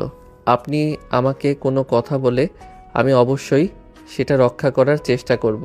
কিন্তু নদীর বাবা জেগে বসেন যতক্ষণ পর্যন্ত আয়ন এটা স্বীকার না করছে যে নদীর বাবার কথা সে রক্ষা করবে, সেটা যেভাবে হোক আর যে এখনো পরিস্থিতিতেই হোক। ততক্ষণ পর্যন্ত নদীর বাবা তাকে যেন ছাড়ছে না। অবশেষে অ্যান বাধ্য হয়ে নদীর বাবাকে কথা দিল নদীর বাবা যা বলবে সে তাই মেনে নিবে। আর তখনই নদীর বাবা বলতে শুরু করলো, আমি চাই তুমি আমার মেয়েকে বিয়ে করো। আর স্যার, এসব আপনি কি বলছেন? আপনার মাথা কি সম্পূর্ণ খারাপ হয়ে গেছে নাকি? আমি কেন আপনার মেয়েকে বিয়ে করব? তাছাড়া আপনার মেয়ে কেন বা আমাকে বিয়ে করতে চাইবে? আপনার মেয়ে শিক্ষিত, সুন্দরী, কোটিপতি বাবার একমাত্র আদরের ললনা। দেখো, আমি তোমার থেকে কোনো কমপ্লিমেন্ট শুনতে চাই না। আমি তো তোমাকে বলে দিয়েছি, আমি তোমাকে যা বলবো তোমাকে তাই করতে হবে। আমার কথা তোমাকে রক্ষা করতেই হবে। আমি তোমার কাছ থেকে আর কোনো কথা শুনতে চাই না। কিন্তু আপনার মেয়ে যদি আমাকে বিয়ে করতে রাজি না হয় তাহলে আপনি কি করবেন? মানে আমি তো আপনার মতো বড়লোক নই, গ্রাম থেকে উঠে আসা নিম্ন মধ্যবিত্ত ফ্যামিলির একটা ছেলে। আপনার বাড়ির মতো রাজপ্রাসাদও আমার নেই। সেসব কিছু নিয়ে তোমাকে কোনো চিন্তা করতে হবে না। আমি যা বলছি তুমি তাই শোনো। আমার মেয়েকে রাজি করানোর দায়িত্ব আমার। আমি জানি প্রথম কদিন সে একটু ঝামেলা করবে, কিন্তু প্লিজ তুমি একটু মানিয়ে নিও, তাহলে দেখবে সব কিছু ঠিক হয়ে যাবে। আচ্ছা ঠিক আছে, আপনি যখন এত করে বলছেন তখন আমি রাজি হলাম। কিন্তু আপনার মেয়ে যদি আমাকে মেনে নিতে না পারে তখন কিন্তু আপনার মেয়ের সঙ্গে আমি থাকতে পারবো না। তখনই আবারও নদীর বাবা আয়নকে বোঝাতে শুরু করে আয়নকে যেভাবে হোক নদীর সঙ্গে সংসার করতে হবে, নদীকে একটু মানিয়ে নিতে হবে, কারণ আয়ন যথেষ্ট বুদ্ধিমান এবং ধৈর্যশীল একটা ছেলে। আয়নের মতো ছেলেই পারবে নদীর মতো মেয়েকে নিয়ে গুছিয়ে সংসার করতে। তাই নদীর বাবা আয়নকে তার বাবা মায়ের ঠিকানা দিতে বলে। আয়নও নদীর বাবাকে তার মা বাবার ঠিকানা দিয়ে দিল। আর এদিকে নদীর বাবা আয়নদের বাড়িতে চলে গেলেন তার মা বাবার সঙ্গে কথা বলার জন্য। আয়নের মা বাবা প্রথমে রাজি না হলো নদীর বাবার জোড়াজড়িতে অবশেষে তারা রাজি হয়ে গেল। আর তারপরে নদীর বাবা ফিরে আসেন শহরে। কেটে গেল আরও 3 দিন। নদীর বাবা নদীর জন্য অপেক্ষা করতে থাকেন, কারণ তিনি খুব ভালো করেই জানেন নদীর হাতে টাকা পয়সা না থাকলে সে কোথাও গিয়ে মূল্য পাবে না। আর অবশেষে তাকে ঘুরে ফিরে বাড়িতেই ফিরে আসতে হবে। সেদিন শুক্রবার থাকায় নদীর বাবা অফিসে যায়নি। বিকেলবেলা পত্রিকা পড়ছিলেন ড্রয়িং রুমে বসে। আর তখনই কেউ একজন কলিং বেল চাপ দেয়। নদীর বাবা আর কাজের মেয়েটাকে ডেকে দরজা খুলে দিতে বলল। কাজের মেয়ে দরজা খুলে দিতেই দেখতে পেল নদী সেখানে দাঁড়িয়ে আছে লাগেজ হাতে। কাজের মেয়ে কোনো কথা না বলে সেখান থেকে সরে গেল। আর নদী তখনই ধীর পায়ে ড্রয়িং রুমে প্রবেশ করলো। নদীর বাবা মনে মনে ভাবতে লাগলেন, এই সুযোগের জন্যই তো এতদিন ধরে অপেক্ষা করছি। নদীর বাবা পত্রিকাতে চোখ রেখে নদীকে বলতে লাগলেন, চুপচাপ এখানে দাঁড়িয়ে যাওয়ার সামনের দিকে এগোনোর চেষ্টা করো না। নদী থমকে দাঁড়ালো। এই কয়েকদিনই তার চেহারা শুকিয়ে একদম কালো হয়ে গেছে, চোখের নিচে ডার্ক সার্কেল পড়ে গেছে। নদী সেখানে দাঁড়িয়ে কান্না করে দিল আর তার বাবাকে বলতে লাগলো, বাবা প্লিজ তুমি আর এরকম করো না আমার সঙ্গে, আমার খুব কষ্ট হচ্ছে। এই কয়েকদিন প্লিজ আমাকে ক্ষমা করে দাও। নদীর বাবা যেন এই সুযোগের জন্যই অপেক্ষা করছিলেন। তখন তিনি ঝোপ বুঝে কোপ মেরে বলতে লাগলেন, তুমি যা করেছো একদম ক্ষমার অযোগ্য অপরাধ, কিন্তু তারপরও তোমাকে আমি ক্ষমা করে দেব, শুধুমাত্র একটাই শর্তে। যদি তুমি আমার কথা মেনে নাও তো বলো। বেশ কিছুক্ষণ চুপ করে রইল নদী। আর তারপরে বলতে লাগলো সে এই শর্তে মেনে নিতে রাজি, কারণ এ কয়দিন দেখেছে দুনিয়াতে মা বাবার চাইতে আপন কেউ হয় না। সবার কাছেই শুধু প্রয়োজন আগে। যে বন্ধুদের পেছনে সে লক্ষ লক্ষ টাকা উড়িয়েছে, তার বিপদের দিনে কেউ তাকে 1000 টাকা দিয়েও সাহায্য করে না। উল্টো সেখানে সাহায্য চাইতে গিয়েছিল, সেখানে তাকে কথা শুনে চলে আসতে হয়েছে। তাই নদী তার বাবার শর্ত মেনে নিতে রাজি হলো। আর তার বাবাকে বলতে লাগলো, ঠিক আছে বাবা, তুমি আমাকে যা বলবে আমি তাই মেনে নিব।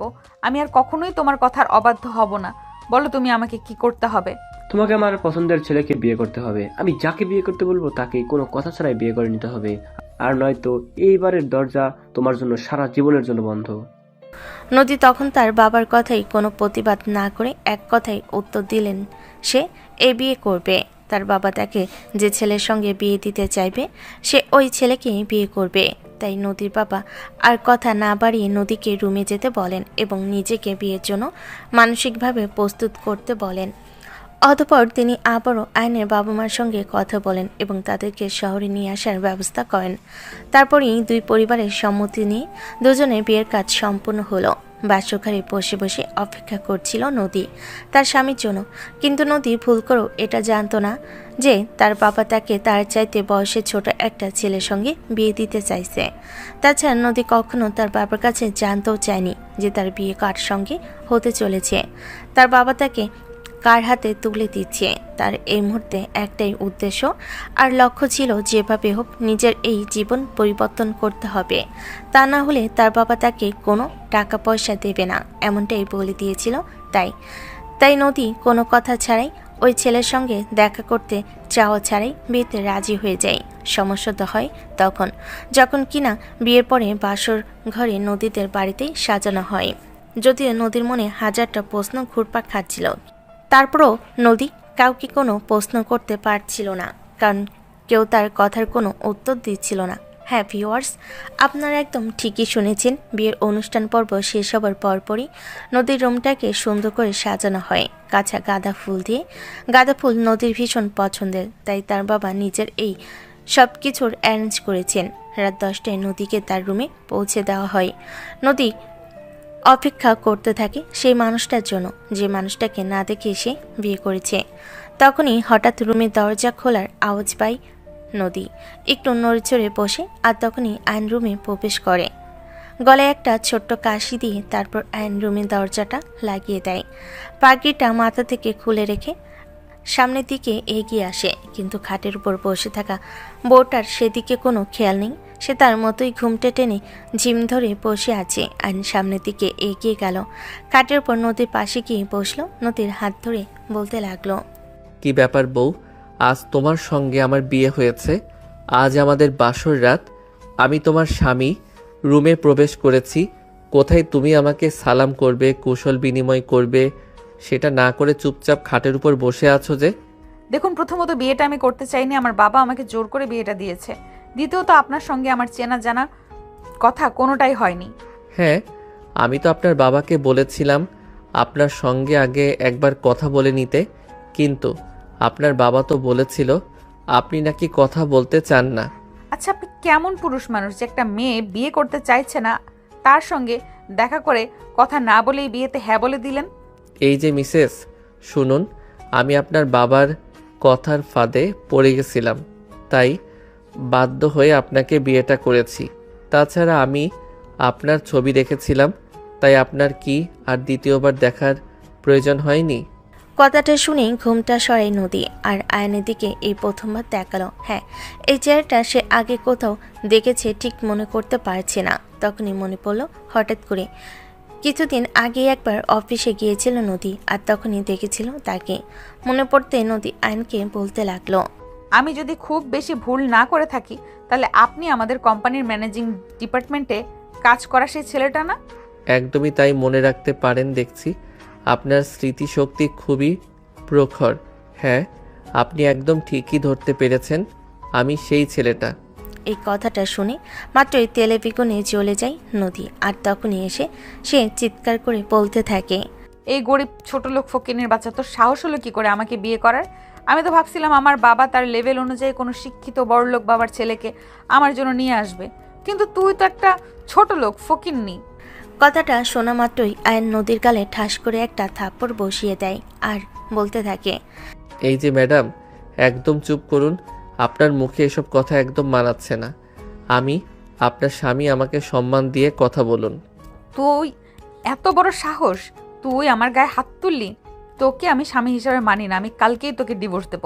সেটা আপনি কখনোই করতে পারবেন না ম্যাডাম, তার কারণ আপনি খুব ভালো করে জানেন আপনার বাবা ইতিমধ্যে আপনাদের সমস্ত সম্পত্তি আমার নামে লিখে দিয়েছে, আর এখান থেকে একটা কানা করিও আপনি আমার অনুমতি ব্যতীত খরচ করতে পারবেন না।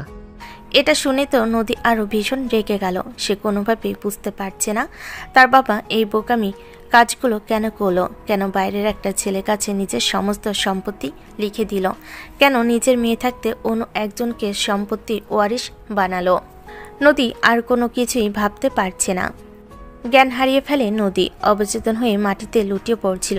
তখনই তাকে ধরে নেয় আয়ান আর বিছানার উপর শুয়ে দিয়ে তার চোখের উপর একটু জল ছিটিয়ে দেয়। কিছুক্ষণের মধ্যেই নদীর জ্ঞান ফিরে আসে। নদী আবারও আয়ানকে দেখে প্রচণ্ড পরিমাণে রেগে গিয়ে বলতে থাকে, ওই ছোট লোক ফকিন্নির বাচ্চা, তুই এক্ষুনি আমার চোখের সামনে থেকে চলে যা। আমি তোর চেহারাটা এক মুহূর্তের জন্য দেখতে চাইছি না। তুই কেন সেটা বুঝতে পারছিস না? বুঝতে তো পারছি, কিন্তু দুর্ভাগ্য তোমার আমাকে দেখতে না চাইলেও এখন থেকে প্রতিদিনই আমাকে দেখতে হবে, প্রতিটা মুহূর্তে, প্রতিটা সেকেন্ডে, কারণ আমি তোমার জামাই। এখন তো চাইলেও তোমাকে আমি ছেড়ে যাব না। আর ছেড়ে যাবই বা কেন? তোমার মতো সুন্দরী মেয়েকে বউ হিসেবে পেয়েছি। আর এভাবে চলতে থাকে তাদের দুজনের মধ্যে কথোপকথন। তারপর যা হলো সেটা তো আপনারা নিজের চোখে দেখতে পেলেন।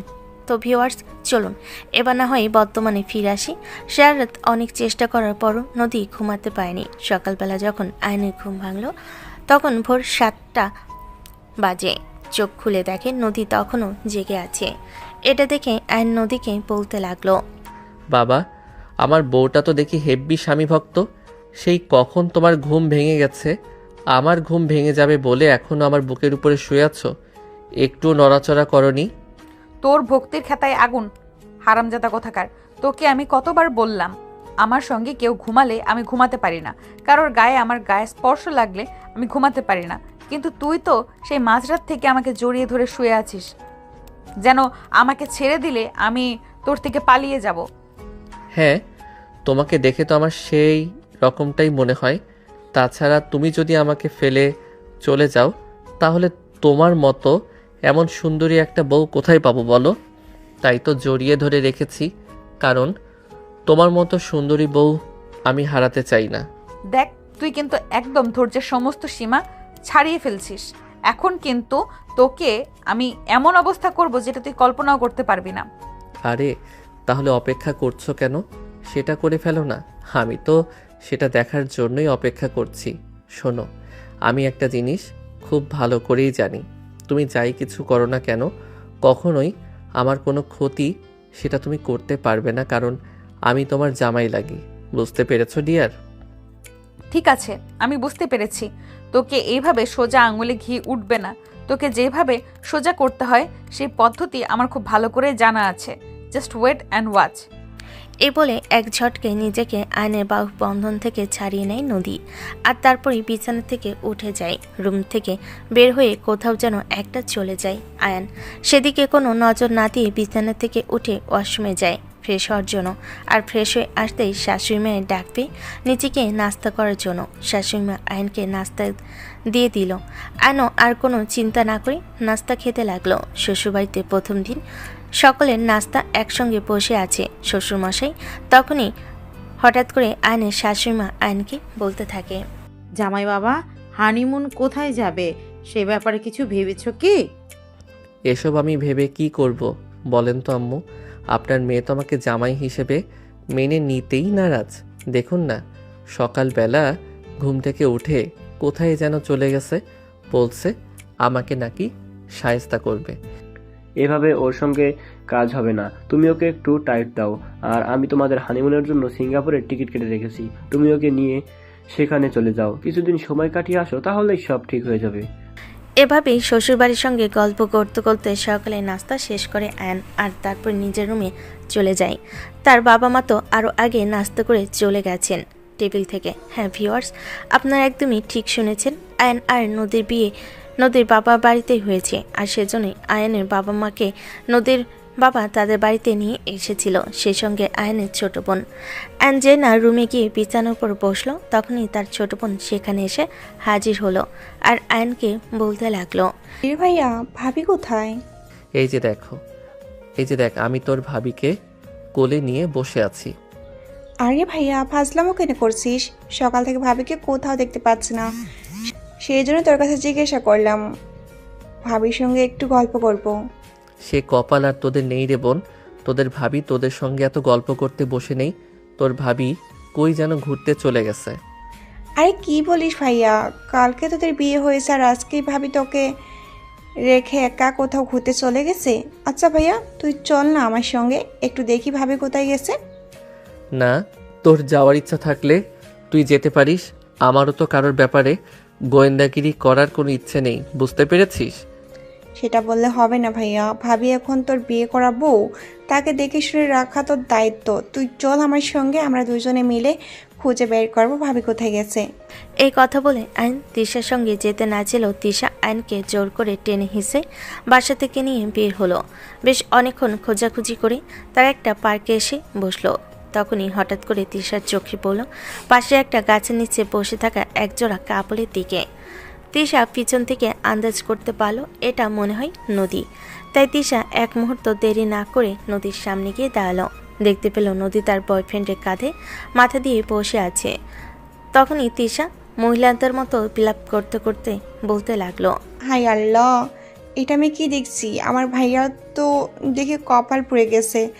আমার ভাই আর বউ ভাইয়ার সঙ্গে বাসর করে এখন বয়ফ্রেন্ডের সঙ্গে পার্কে বসে প্রেম আলাপ করছে।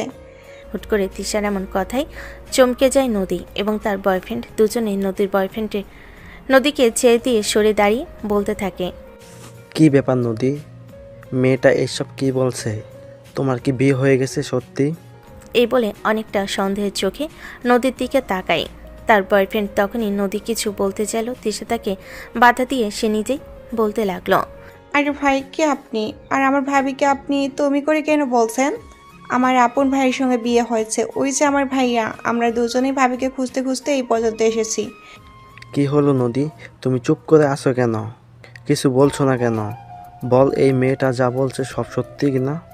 তখনই নদী তার বয়ফ্রেন্ডকে বলতে থাকে, আরে না বাবু, এই মেয়েটা একদম মিথ্যা কথা বলছে। আমি কেন বিয়ে করতে যাব?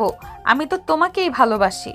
দেখো ভাবি, একদম মিথ্যা কথা বলবো না। বিয়ে তো করেছো, তার উপর আবার কাল রাতে আমার ভাইয়ের সঙ্গে বাসরও করেছো, তাহলে মিথ্যা কেন বলছো? রকমই তুমি চুপচাপ এখান থেকে চলে যাও বলছি, ভালো হবে না কিন্তু। তোমার ভাইকে আমি ডিভোর্স দিয়ে দেব বলেছি, শুনতে পাওনি? কথাটা শুনে ছিটকে দাঁড়ায় নদীর বয়ফ্রেন্ড। সে তখনই নদীকে একটা থাপ্পড় দিয়ে বলতে থাকে, মিথ্যাবাদী মেয়ে কোথাকার, নিজের সব কিছু একজনকে বিলিয়ে দিয়ে এখন এসেছে আমার সঙ্গে প্রেম করতে। তোর সঙ্গে আমি আর এক মুহূর্ত থাকবো না। এই বলে নদী বয়ফ্রেন্ডের সেই মুহূর্তে সেখান থেকে চলে গেল। আর তখনই নদীর রাগে ফুসফুস করতে করতে তিশাকে একটা থাপ্পড় দিতে যাবে। তখনই আইন কোথা থেকে এসে নদীর হাতটা ধরে ফেলে আর হাত মুচকে দিয়ে বলতে থাকে, বেশ, নদী অনেক হয়ে গেছে, এখন চুপচাপ বাসায় চলো। তুমি সকালবেলা ঘুম থেকে উঠে পার্কে এসে বসে আছো বয়ফ্রেন্ডের সঙ্গে দেখা করতে। ছি ছি, আমার ভাবতেও লজ্জা লাগছে। আমার বিয়ে করা বউ, যার সঙ্গে গতকাল রাতেই আমার সব কিছু হয়ে গেছে, এখন যে বয়ফ্রেন্ডের সঙ্গে ফষ্টি নষ্টি করে, হায় আল্লাহ। তখনই নদী বলতে থাকে, ওই ছোট লোকের বাচ্চা, তোকে আমি ডিভোর্স দিয়ে দেবো বলেছি, তুই শুনতে পাসনি? তোর মতো ফকিন্নির সাথে আমি কোনোদিনও থাকবো না। তুই আমাকে কি দিতে পারবি বল? তখনই আবারও আইন নদীর দুই গালে ঠাস ঠাস করে দুইটা চর বসিয়ে দিয়ে বলতে থাকে, তোমাকে অন্য কিছু দিতে না পারলেও এটা খুব ভালোই দিতে পারবো। আর তোমাকে সোজা রাখার জন্য এটাই আগে সবচাইতে বেশি প্রয়োজন। এই বলে আইন নদীর হাত ধরে টানতে টানতে গাড়িতে এনে বসে আর তারপরে ড্রাইভারকে গাড়ি স্টার্ট করতে বলে। তারপরে তিনজনে মিলে বাসে চলে আসে। নদী কান্না করতে করতে বাসে প্রবেশ করে। তার বাবা ড্রয়িং রুমে বসা ছিল। তার বাবাকে দেখা মাত্রই ন্যাকা কান্না আরও বাড়িয়ে দিয়ে তার বাবাকে জড়িয়ে ধরে বলতে থাকে, বাবা, তুমি এটা কার সঙ্গে আমাকে বিয়ে দিলে? যে কিনা বিয়ের পরের দিন আমার গায়ে হাত তোলে, দেখো আমার গালে একদম 5 আঙুলের ছাপ বসিয়ে দিয়েছে। আমি সব কিছু বলছি, তাহলে তুমি যেটা করছো সেটা কেন বলছো না? সেটা বলো, তোমার প্রকৃতির কথা সবাই জানুক। তখনই নদীর বাবা সবাইকে থামিয়ে দিয়ে বলতে থাকে, দেখো, এখানে আমার জানার কিছুই নেই, আমি সব কিছুই জানি। আর যাই হোক নদী, তোমাকে একটা ছোট্ট কথা বলি, শোনো। তোমার বিয়ে হয়ে গেছে, স্বামীকে মেনে নাও আর মনোযোগ দিয়ে সংসার করো। করবো না আমি সংসার? কতবার তোমাদেরকে বুঝিয়ে বলতে হবে? তোমরা কি আমার বাংলা কথা বুঝতে পারো না নাকি? আমি তো বিশুদ্ধ বাংলা ভাষাতেই বলছি, কোনো হিন্দি অথবা আরবিতে বলছি না। তখনই এগিয়ে আসে আয়ান নদীর থুতনিটা ধরে চেপে দিয়ে বলতে থাকে, তোমাকে সংসার করতে হবে এবং আমার সাথেই সংসার করতে হবে। আর সেটার জন্য তোমাকে কিভাবে বাধ্য করতে হবে সেই রাস্তা আমার খুব ভালো করেই জানা আছে। Just wait and watch. এ বলে আয়ন আর এক মুহূর্ত দেরি না করে নদীর হাত ধরে টানতে টানতে উপরে নিয়ে গেল আর রুমের ভিতরে ঢুকে সঙ্গে সঙ্গে দরজা বন্ধ করে দিল। এদিকে নদী রাগে ফুসফুস করছে, এই বুঝি সাপের মতো ছোবল দিয়ে আক্রমণ করছে আয়নকে, কিন্তু আয়ন তাকে সেই সুযোগ না দিয়ে বিছানার পর ধাক্কা দিয়ে ফেলে দিল। নদী কোনো রকমে নিজেকে সামলে নিয়ে বিছানা থেকে উঠে যেতে চাইছিল, কিন্তু আয়ন তাকে সেই সুযোগটা না দিয়ে বিছানার সঙ্গে আরও শক্ত করে চেপে ধরে আর তার ঠোঁট ইচ্ছে মতো কামড় দিতে লাগলো। নদী ব্যথায় কুকড়ে উঠছিল আর তখনই আয়ন বলতে লাগলো, কি হলো এখন, কেন চিৎকার দিচ্ছ? তখন তো খুব আমাকে ফেলে বয়ফ্রেন্ডের সঙ্গে ডেটিং করতে গেছিলে, আমার খুব ভালো লাগছিল তাই না? তখন সে আমার বয়ফ্রেন্ড হয়, তাকে আমি বিয়ে করব, তাই তার সঙ্গে আমার যা ইচ্ছা তাই করব, তাতে তোর কি সমস্যা? আচ্ছা ঠিক আছে, তুমিও আমার বিয়ে করা বউ, এখন তোমাকে আমার যেভাবে ইচ্ছা সেভাবেই বুক করব, তুমিও এখানে কথা বলার কেউ না। নদীর ঠোঁট ছেড়ে দিয়ে গলায় ঘাড়ে বুকে যেখানে যেভাবে পারছিল কামড়ে যাচ্ছিল। নদী ব্যথায় ছটফট করতে লাগলো আর আয়নের বাহু বন্ধন থেকে নিজেকে ছাড়িয়ে নেওয়ার আপ্রাণ চেষ্টা করতে লাগলো, কিন্তু পুরুষ মানুষের শক্তি বলে কথা, চাইলে কি আর ছাড়িয়ে নেওয়া যায়? আয়ন তার সারা শরীরে নিজের ঠোঁট আর দাঁত দিয়ে আক্রমণ করতে লাগলো। এক পর্যায়ে নদী জ্ঞান হারিয়ে ফেলে। আয়ন তার চোখে পানি ছিটি দিয়ে জ্ঞান ফিরিয়ে আনে, তারপর আবারও সে একই রকম অত্যাচার শুরু করে দেয়। নদী তখন আয়নের কাছে অনেক আকুতি মিনতি করতে থাকে আর বলতে থাকে, প্লিজ আমাকে ছেড়ে দাও, আমি এসব কিছু নিতে পারছি না, খুব ব্যথা করছে আমার। কখন ঠিক আমারও এইভাবেই ব্যথা করছিল বুকের বাঁ পাশটায়। আমার বউ আমাকে রেখে অন্য একজনের সঙ্গে ডেটিংয়ে গেছে তাই। এই বলে নদীকে আর কোনো কথা বলার সুযোগ না দিয়ে আয়ন আবারও নদীর ঠোঁট কামড়াতে থাকে, একদম কেটে রক্ত বের হয়ে যাওয়ার মতো অবস্থা। নদীর ঠোঁট দুটো একদম ফুলে গেছে। নদী আর সহ্য করতে পারছিল না, তাই বারবার আয়নের কাছে ক্ষমা চাইতে থাকে আর তাকে ছেড়ে দেওয়ার জন্য রিকোয়েস্ট করতে থাকে, প্লিজ আমাকে ছেড়ে দাও না। কেন, কি করছো আমার সঙ্গে এরকম? আমি তোমার বিয়ে করাবো, আমার খুব কষ্ট হচ্ছে, প্লিজ ছেড়ে দাও আমাকে। ও আচ্ছা, এখন বুঝি আমার হাত থেকে মুক্তি পাওয়ার জন্য আমার বউ এই কথাটা বলতে চাইছো, কিন্তু তখন তো কোনোভাবেই স্বীকার করতে চাইছিলে না যে তুমি আমার বউ। এখন তো তোমাকে আমি ছাড়ছি না, আমি আমার মনের খায়েশ যতক্ষণ পর্যন্ত পূরণ করতে না পারবো ততক্ষণ পর্যন্ত তোমায় ছাড়বো না। এমন করে না, নিজের বিয়ে করা বউয়ের সঙ্গে কেউ এমন করে? আমি তো তোমার আছি, তোমারই থাকবো, প্রমিস। এই বলে একদম কান্না করে দেয়। অ্যান্ড বুঝতে পারে নদীর ভীষণ লেগেছে, কিন্তু সে কি করবে? তার বিয়ে করা বউ যদি অন্য একজনের সঙ্গে রোমাঞ্চ করে আর এভাবে কথা বলে আচরণ করে, তাহলে কি আর সহ্য করা যায় নাকি?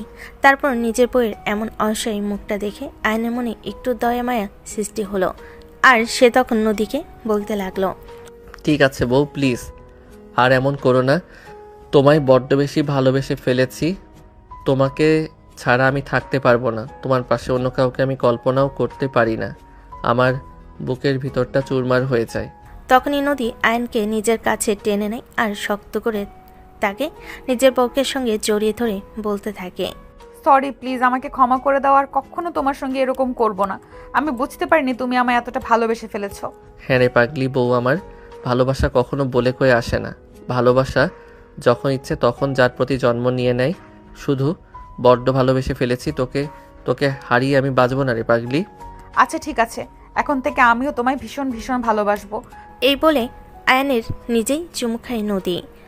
আর এদিকে তখন আয়ন নদীর জোরের উপর তার অত্যাচার না করে তার কপালে আলতো করে একটা ভালোবাসার পরশ এঁকে দিয়ে তার বুকের উপর থেকে নেমে পড়ে আর তাকে শক্ত করে নিজের বুকের সঙ্গে জড়িয়ে ধরে বলতে থাকে, সব কিছুর জন্য সরি, আমাকে ক্ষমা করে দাও, তোমার সঙ্গে এরকম করাটা আমার উচিত হয়নি, কিন্তু কি করব বলো, নিজেকে আটকাতে পারছিলাম না। তুমি সরি বলো না প্লিজ, অন্যায় আমি করেছি, তোমার কি এমন করাটা উচিত হয়নি। আমাকে তুমি ক্ষমা করে দিও, আর ভালোবেসে সারা জীবন এইভাবেই তোমার বুকে আগলে রেখো। পাগলি, তুমি সারা জীবন এভাবেই আগলে রাখবো, তুমি শুধু আমার হয়ে থেকে যেও। এই বলে দুজন দুজনকে শক্ত করে জড়িয়ে ধরে আর ভালোবাসার এক নতুন অধ্যায়ের সূচনা করে।